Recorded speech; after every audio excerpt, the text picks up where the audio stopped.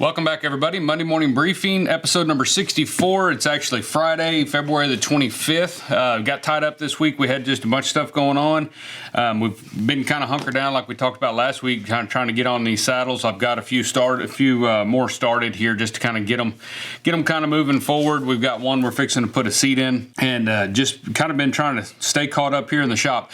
Last week, we did add the gunslings. We may have added a few of them the week before, but we added some of the shaped and thumb hold gunsling material packs to the website. They're on the From the Cut Bench page, so if you go to our website at dgsaddlery.com, you can find those on the Cut Bench page. That'll be underneath Leathercraft there, the Leathercraft tab on the new store, and you can go there and check those out. We are cutting some more. I've kind of got a little system down now on how I cut them. Like I said, I think last week we talked about it. When you go to cutting shaped type patterns, because we had dies made, even when you start cutting those out, you end up with a little bit more waste, and so I'm trying to kind of navigate the best way to cut those out. And so what I've been doing is cutting say 6 or 8 belts, maybe 10 belts, depending on how deep a side is, and then getting those gunslings off of that. It's been working out really well, but obviously those you guys have been wanting those because they've been selling out every time I put a dozen or so on there. They go pretty quick, and so Claudia's been running out of those pretty fast. So we're going to try to get some more of those cut this weekend, as well as some other things. As far as project videos, we've been working on a bunch of them. I've got one I'm going to show you here. You may have seen it if you're following us on Instagram, a new style of bag that we're kind of fine-tuning the details on. I think I've got it all figured out. But I've also been wondering about some different wallet type pattern packs, mainly the Roper wallet. I haven't ever made a lot of Roper wallets. We've done a few here and there over the years, but I've been getting a lot of requests for a Roper wallet pattern pack. If you'd be interested in a Roper wallet pattern, let me know in the comments or shoot us an email or something. I'm pretty sure we're going to go ahead and do it because it's basically the same as our checkbook pattern. It's just we're going to do pockets on the inside. So it'll allow me to kind of get a set of dies that we can use kind of twofold. We can use the actual back or the outside of the Roper wallet. We can also use that for our checkbook cover die, so that'll allow us to kind of get some more of the checkbook material packs cut up and stuff like that for folks. So we're going to be working on that. Like I said, I think I'm going to go ahead and do T-pockets in the Roper wallet. I've seen them done a number of ways, but I'm going to try to come up with an interior that's nice, that'll work really well, that's maybe a little bit more complicated, but ends up making a lot better finished wallet than just doing the slots, which is what I've usually done, just because I've never liked having to cut out T-pockets. But if we get a die made, that makes it real easy. Nobody's got to cut out T-pockets, because cutting out T-pockets can be a real pain in the butt, especially if you're trying to make up, say, 8 or 10 of them for your sales floor, for your website or something like that. Having to hand cut those T-pockets is never a good deal. So we got a bunch of project videos in the works. One that I wanted to ask you all about to get your opinion on. The producer of the podcast, he's a videographer by trade, and so he uses a lot of memory cards and things like that, obviously, to store data, but he's been keeping them. He used some other kind of little system, and we came up with a little wallet, SD card wallet, a memory card wallet, something to hold 6 different, I think he uses a compact flash, which are the bigger ones, but also just the regular SD cards will fit in here as well. So we kind of came up with a little pattern. It's nothing special. I've seen these made before. I just kind of came up with something that I thought would work well for him, because he's usually doing cattle sales and registered heifer sales, bull sales, stuff like that. So he needed something he could kind of just stick in his pocket, have him a set of memory cards and be able to go with it. And of course, cattle industry, we're going to use leather. We've got plenty of leather laying around. So I came up with a few of these. I've made them, I don't know, 5 or 6 of them, 6 of them, I guess, out of different chap leather. They're great little projects for using up scrap chap leather. I was able to kind of just go through my scrap bin down there and make all these up, and they go together really quickly. So I am going to have dies made for these, but if y'all would like to see a video of this, comment, let me know, shoot me an email or something, and we'll probably do it'll be a real short video. There's really nothing to putting these things together, but I'll have the dies made here pretty soon, because he wants a lot of them to give to gifts, as gifts and stuff to friends of his and things like that are in the video world. So I'm going to get a die made and kind of make a few of them up and keep them. But if you'd like to see a video, let me know. We'll probably do that either way, and then offer those on there. I don't think it'll be a huge seller, but there are some of you guys out there, leather workers, that do have YouTube channels or whatever, and you may be a part-time photographer or something like that, and you may want one of these. So it'd be a good little project to put some of your scrap leather to work. Before we get into the next project video, the one that'll be coming out, hopefully I got to get the pattern pack made. It will be a printed pattern pack. We will offer the digital version as well, but I got to get the pattern finalized on that. But one of the things in doing this little purse project that we've been working on that you may have seen is the welt. And I will, in that video, I'll show how I do this welt. We did a little short reel. We've been kind of playing with reels on Instagram a little bit, and we did a reel showing how I did this, this piping, adding piping here in leather. And I fought it for years and years. We've done it before, and I just didn't really understand how to do it properly. I got on YouTube actually and looked at a bunch of seamstress and folks like that in the material world making different types of things and using piping, and I kind of came up with a little way that I think works a lot better. It's probably nothing new. You've probably seen it before, but I finally found it, and so I figured I'd go ahead and pass it along. So we're going to do that in the project video. I'll show you all how to do the piping. The piping I think is cool when you can do that. I've done it on swell fronts and stuff where you add a welt. We just call it a welt, but it's the same premise. But it's really neat on bags because you can color coordinate, so you can use a different color for your piping than the body of the bag, and it adds a lot of different contrast to it, and it looks pretty cool.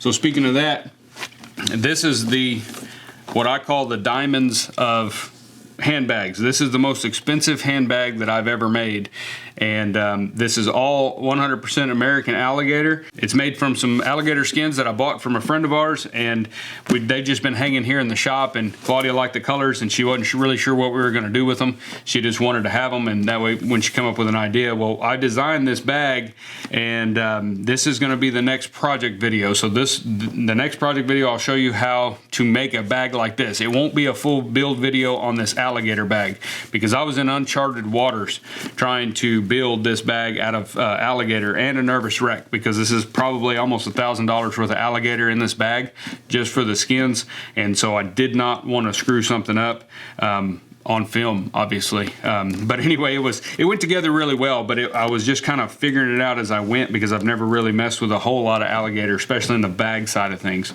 But I'm real happy with how the bag came out. We're having there's a Chamber of Commerce banquet here in town, I think in next week or the week after, and so Claudia's gonna carry this bag to that just to kind of show it off a little bit. It'll just be a showpiece whenever she wants to carry a flashy bag, she can carry this bag. But the initial bag that we made, this is the very first one, and you may have seen pictures of this on our Instagram as well, because we did post some, I think in our stories we posted some pictures of it whenever we got it done or as we were building it. But this was kind of my concept. This one here, I didn't do any kind of piping. All I did was sew it and turn it inside out. I'm making another bag for that video, so we've already started that. You may have seen some of the pieces tooled. We've posted those on Instagram. That's the actual bag I'm making for the video, and in that video I am going to do the piping because I want to show you how I do that, and like I said, it's nothing new. You may already know it, but I'm going to show you how I do that. And but you can definitely make this bag without adding the piping at all, just sewing it and turning it inside out. I think it makes a really neat bag. This is kind of a cowboy looking bag. It's kind of western and nothing real flashy. It's just got rough out yokes or capes on here. And so I think it turned out cool. Main reason I made it like this is because I just wanted to kind of get the pattern figured out and make it and get it put together, make sure everything fits. The interesting thing that you're going to see in this project video is the gusset. On some of the stuff that we've made, you've seen me do a gusset where I'll fold one side and get it all finished up, and then I'll actually glue it up to one of the panels and then mark on the other side exactly where that fold needs to be to make kind of a beaded top.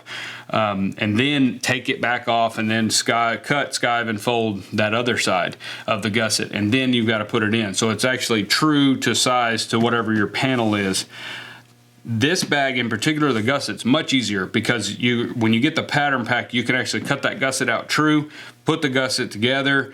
You can, instead of doing a fold over deal here with the D's, if you want to add something different here, whatever you want to do, you can do all that. And then all you've got to do is center the panels up on the gusset as you glue it up. So you'll start in the center, you'll see in the video, start in the center and work your way out.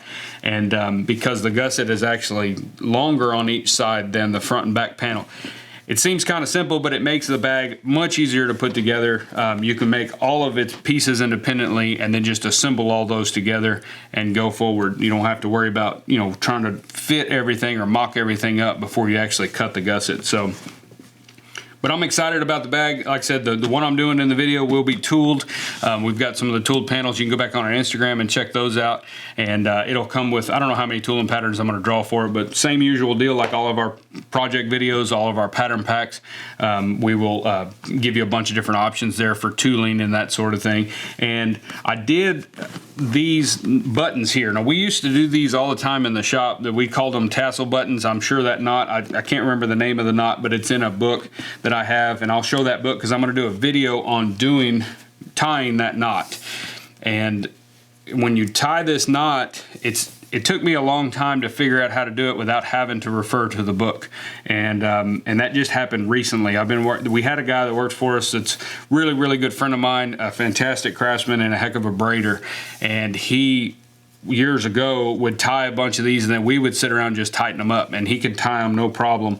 And so we would do these on bit ends. So on headstalls, you'd fold where the bit hangs, you'd fold that over, put a 1-inch bag punch in there, and then sew these on right above that, and then that bit end would fold over and hook onto that. If you're around the horse industry or anything, you may have seen headstalls and split reins or even roping reins made like that with these tassel knots on the bit ends. And they work out really well. They look really cool on a horse. And there's a number of different ways to tie this knot. I'm gonna do a video this weekend that I'm gonna show you how to tie this knot to the best of my ability. I'm not a braider. I don't claim to be one. So I'm kind of apprehensive to teach y'all how to tie this knot, but I'm gonna show you what I know about it and how I get this one tied. You can actually do this one. These that I did on here are 4 strands. And so we cut 4 strings off of here and tied this knot. You can also do it with a 3-string, which makes it a lot easier, a lot faster. So we'll show the 3 and then the 4. So the knot on this alligator bag, I actually did 6 strings on it, and it made it a little bit bigger knot. And I think that looked a little neater there on the front of that bag. But all of these are all the 4 strands. But I'm going to show both the 3 and the 4 in that video. So be looking for that one this weekend. I'll get that one done and put that one out there. Like I said, I'm not a braider, but I'm going to show you how I tie this knot, and then you can kind of give it a shot. There is a good book. Let me grab that book real quick. So this is the book that I would recommend everybody buy a copy of this book if you don't have one already. It's the Encyclopedia of Rawhide and Leather Braiding by Bruce Grant. My dad was a rawhide braider. He learned the bulk of what he knew out of this book here. I think it's really good. There's some of it that's real confusing. Some of these little drawings and schematics can get real confusing sometimes looking at these, but this thing's got a lot of information in here, and I refer to this book quite a bit. Anytime I'm wanting to do something different or a little different edge braiding or do some knot work or something like that. So I would highly recommend finding this book and getting yourself a copy of this one because it's really handy. But that's the book where it does have this knot in there. We're doing a little bit of a modified version of that knot here, but it's basically the same. So we'll kind of refer to that in that video, and I'll kind of show you that. But be looking out for that project video. Like I said, hopefully as soon as I get the pattern pack done, it may be towards the end of next week, it may be the following week before that one comes out, but that'll be the next project video. And we are also at the same time working on, like I said, kind of ironing out some details on what I think I want to do on a roper wallet and a few other different things. But if you have some ideas on a project video that you'd like to see or something you'd like to watch us make or have us do a project video on in a pattern pack kind of deal, shoot me an email and let me know. We've started a content folder where I can stick a lot of those emails and different ideas, different things I come up with. I can put them all in there, and that way I can kind of sort through there and pick out something that people are requesting or something that I think will be good, because I have ideas all the time on project videos, and then you get distracted and working on other stuff, and you kind of forget about it and then don't remember it till far off into the future. But if you have any ideas, shoot us an email. And so we had a few visitors in the shop over the last week, I guess, since last week, but one of them is a fella from Tennessee, and he's in the cotton business. And where I grew up down in South Texas, they raised a lot of cotton, grew a lot of cotton, and there's a lot of cotton gins and stuff down there. And where he's at, it's kind of the same thing. But it was interesting talking to him and hearing about the cotton industry and some of the things that they do, and particularly the cotton gin. And one interesting thing was he started talking about cottonseed oil, and I knew there was cottonseed oil, obviously, but I never really thought about it. But he said it's actually fantastic to cook with. He was telling us that like the Pringles chips are all fried in cottonseed oil, which I found that was interesting. I've never done anything with cottonseed oil, so and I asked him what he thought it would be like on leather, because we use olive oil to oil our leather for getting color and stuff. I've used that for years, and he said he wasn't real sure. He never thought to use cottonseed oil in his leather projects. And so anyway, he was just down here for something going on in Houston, and then ended up heading home. And then this week we ended up getting a package from him, and he sent us some caps, and he also sent us a gallon of cottonseed oil. So I wanted to tell him thank you. Really appreciate that. Before this goes home, because I am going to try to cook with this, I'm going to play with it and see kind of how it cooks up, and how it works in the kitchen. I use olive oil mainly in the kitchen, but I'm always wanting to try something new, so we're going to give this a shot. But before we do, I'm going to save some of this for here in the shop, and I'm going to oil some stuff with the cottonseed oil and see if we get a different color. I don't know. See what happens. I don't know anybody that oils their leather with cottonseed oil. I've heard of guys using peanut oil, vegetable oil is a big one, and obviously olive oil and then neat's foot oil and those kind of things. But I've never heard anybody using cottonseed oil. So we're going to give it a shot, and we'll let you know how it goes. Maybe in next Monday video, I'm going to do a little experimentation first, and then maybe next week I'll show you kind of what one looks like after that oil's kind of soaked in for a little while and kind of what color we get. I don't suspect the color will be a ton different. We did a little experiment years ago where I think we did canola oil, vegetable oil, peanut oil, olive oil, and I don't remember the other oil that we used, but I think we had 5 of them. And we took some scrap leather and we just oiled them all up, and they had slightly different colorations on there. And then, did we put more on one than another or something like that? There wasn't a big drastic change in the color on those. They were all really nice colored, but I had a saddle years ago that was supposedly oiled throughout its life with peanut oil, and that saddle had the prettiest color I've ever seen on one of my saddles that's been rode hard and used. It was just beautiful, but I think it was more the climate of where that saddle was than it was the oil that he used, because he was out in kind of the desert region, kind of out west, and not in Texas, but then a western state, kind of in a desert climate, and I think that's what probably gave that saddle its color. It was Herman oak leather and everything, but I couldn't reproduce that color here in the shop with just peanut oil, so I don't think it was just that. But anyway, we'll try the cottonseed oil, see what it does, and I'll let you know too how it works in the kitchen. I think it's going to be good. He claimed that it was really, really good to cook with and stuff like that, so we're going to give it a whirl. So real quick before we get off here, I just wanted to mention one thing. Earlier this week, we did have a little issue with the website on the download. So if you had ordered a download pattern, say a companion pack or something like that, but the digital version, there was a little blip in there, I guess a couple days ago, to where it wasn't actually fulfilling or automatically preparing your downloads and emailing them to you. Because when you buy them, it'll actually prepare them right there after you check out, and you can download them right there on that same page. But then if you have to leave or come back to it later, they'll email you as well, and then you can download it from that email or click that link and get it from that email. But for some reason, it wasn't doing that. It was like it was hung up. I did some research, and it looked like the system that we use for the website was having a little bit of an issue on some of the third-party apps, and that's what that does, is delivers the actual digital files. So they were having some kind of little issue right there. It didn't seem to last very long. 3 or 4 hours, which is forever if you're waiting to get a pattern instantly, right? I understand that, but it wasn't like a 3-day thing or anything. It seemed by that evening I had checked on it, and all the orders that hadn't been fulfilled that were digital patterns, it actually went through and fulfilled those. But if for some reason you did buy a pattern from us, or if you ever buy a pattern from us and for some reason you're not getting it, or you don't get the email, always be sure to check your spam folder, because it sure may end up there. But if you're just not getting it or something like that, don't hesitate to give us a call here at the shop. Send us an email, something, because at the very least, we can just grab the file, the PDF file, put it in that email and reply to you and just give it to you straight that way. We do keep all those, backed up and stuff on the computer, and so we can always get them to you. But everything seems to be working good now. I haven't noticed any kind of little blip, so that's part of it, I guess. When you upgrade to something, modern technology is great, but a lot of times it just drives you crazy because it doesn't always work like it should work. It's not perfect. Nothing's perfect, so you're going to have little problems here and there. So, but that seems to be the only real issue that we've had at the moment. So, and like I said, it was real kind of short-lived. So we're glad to see that they got it, whatever it was, they got it figured out. So, but if you're having any trouble, or you did have trouble and you just think you're not going to get your patterns, give us a call here at the shop or send us an email, and we'll be sure to get you whatever patterns you purchased or whatever. And we'll get those out to you. As far as Lost Trade Podcast, we are back up and running full time. We've had a bunch of interviews the last week or so. We've got some in the works. We do have a new editor on board, and so she's going to start taking over some of the bulk editing on these things, and then the producer and I will kind of review and make sure everything's right and all that kind of stuff. So we're happy to have her on board and giving it a shot with us with Lost Trade. But we had an episode come out today, and that's with Wade Oliver Wilson, and he's a gun engraver, but a master silver engraver out of Fort Worth, Texas. Really neat guy. I've been following him on Instagram for a little while.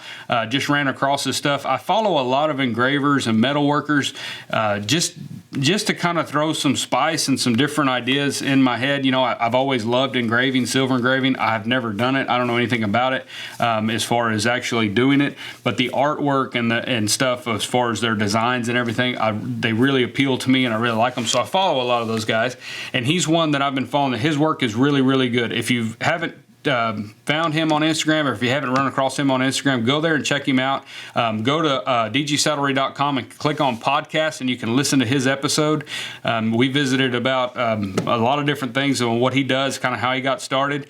It was interesting to me with the gun engraving deal that you actually have to have a license to have those firearms that aren't yours in your possession while you're doing work on them. And I found that pretty interesting because I would have never even thought about that. But yeah, apparently you've got to have a license to be able to take possession of those firearms that are actually licensed to somebody else in order to do the work on them, just like somebody like a custom gun shop or somebody doing work on a gun for you or customizing a gun for you. They have to have that same license, and it's just something, you learn something new every day. I would never thought about that, and probably a good thing I'm not engraving guns, but he does a really good job. It's a great episode. Go back and listen to that, and we've got more. We're going to go to twice a month on the podcast. We're going to try to stick to that schedule, so every other Thursday we'll have a podcast hit the feed. So we're going to try to get more consistent. Our goal in 2022 is to kind of get a system. We've got an editor now and a producer. We'll try to keep everything moving forward and try to stay consistent. If there's ever a situation where a podcast doesn't come out, it's usually my fault because I've got a lot of stuff going on and I haven't done something I need to do on my end.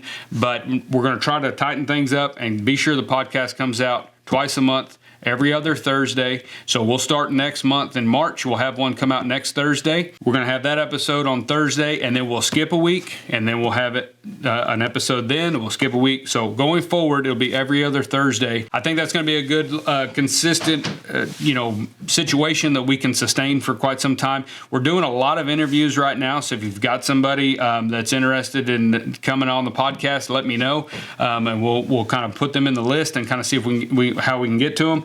But we've got a bunch scheduled right now all the way through middle to end of March because we're really trying to get a kind of a stockpile of them done. That way they're ready to go so that if something happens, we skip a week or something, we've got one we can pull up and put in the feed. So they're trying to get ahead of me so that we're not just going, I interview somebody this week and they come out next week. We may interview somebody in March that may not come out until April once we get the pipeline kind of filled. So be on the lookout for that. Lost Trade's going to get a little more consistent, and we've got some really cool episodes coming up, some guys that everybody's going to recognize their name and that kind of thing, and if you don't, you'll soon know who they are, and you'll soon be following them on social media and seeing what they're all about and what they're doing. So, but that's really all I got for you this week, guys. We're going to get back at it. I've got some saddles, like I said, to do. I've got to get back in the cut room and get back to cutting. If you've been looking for the blemish belt packs, they will be some more of those put on there this weekend as well.